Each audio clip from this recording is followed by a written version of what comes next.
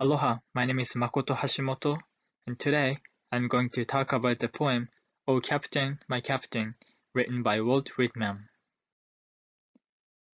As I start the presentation, who is Walt Whitman? Walt Whitman was born in Long Island, New York on May 31, 1819. When he was 11, he left the school and started working. He had worked as a journalist, a teacher, and clerk at government. He published Leaves of Grass, which is a poetry collection, in 1855 with his own money, and it became famous. He used unusual images and symbols in his writing, and writes about death and sexuality. Because of that, he was often called "Father of Free Verse." He died on March 26, 1892, when he was 72 years old. Walt Whitman had written a lot of poems in his life, and "O Captain, My Captain" is one of his most famous ones. "O Captain, My Captain" was written in 1865. Walt Whitman wrote 4 poems about the death of President Abraham Lincoln, and this is one of them. This was his first anthologized poem, and it caught the American people's attention successfully. Later, it became one of the greatest American poems through World War II. Before I read and explain the poem line by line, let me explain the literary devices which I found in this poem. I found 3 literary devices, and which are repetition, anaphor, and imagery. The first one, repetition. Repetition is the repeating of words or phrase, and it is used to add emphasis and stress in writing and speech. It is pretty simple. If you see words or phrases which are used repeatedly, it is repetition. Second one, anaphor. Anaphor is when a certain word or phrase is repeated at the beginning of the clauses or sentences that follow each other. Compared to the repetition, anaphor is more focusing on the beginning. The last one is imagery. Imagery is language used by poets, novelists, and other writers to create images in the mind of the reader. In this poem, imagery is often used to illustrate the death of the captain. Now, let's go to the poem, "O Captain, My Captain." There are 3 stanzas or verses in this poem, and this is the first stanza. "O Captain, my Captain, our fearful trip is done."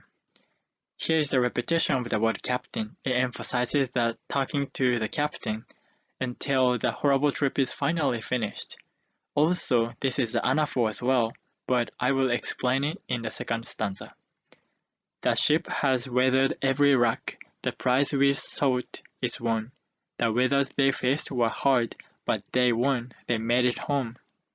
The port is near, the bells I hear, the people all exulting. The port is close enough to hear the maybe church bells, and see people are exciting to see them and the captain.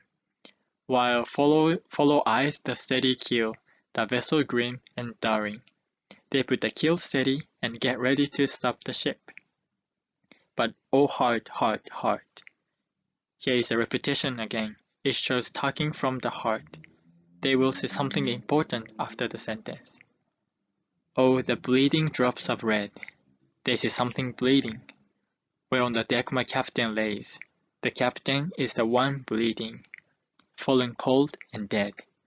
Here is the bad news. The captain is dead.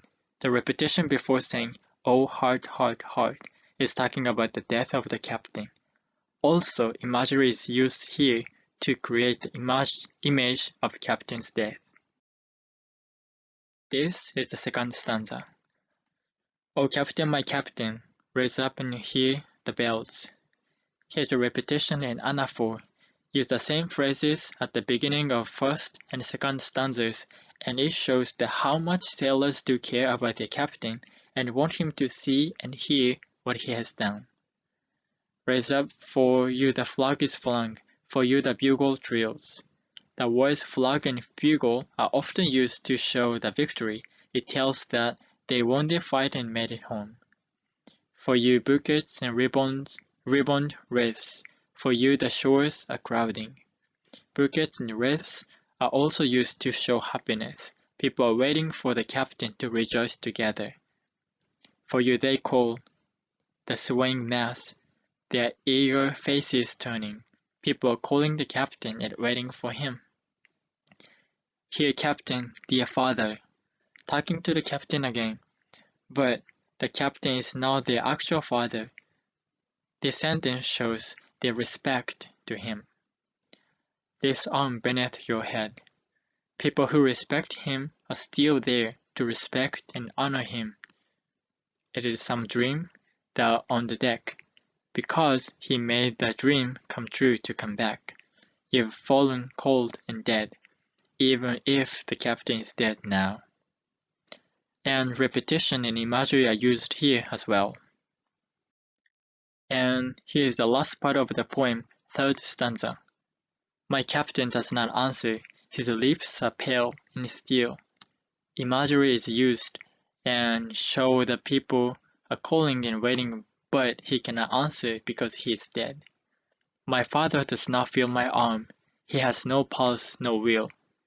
Imagery again, and this is another explanation about the death and make it stronger. The ship is anchored safe and sound, its voyage close and down. Finally, the trip is finished. From fearful trip, the victor ship comes in with object won. Sailors survived the trip and came back home. Exalt all shores and ring all bells. Bells are ringing and people are waiting. But I with mournful tread. People are happy, but sailors are not. Walk the deck my captain lays. They came out from the ship maybe to explain about the bad news to the people. Fallen cold and dead, repetition and imagery are used here as well to show that the captain is dead now.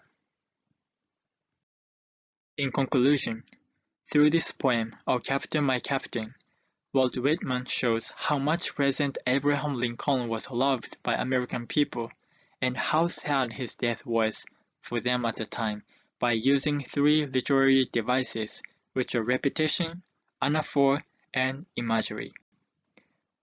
This is my presentation, and mahalo.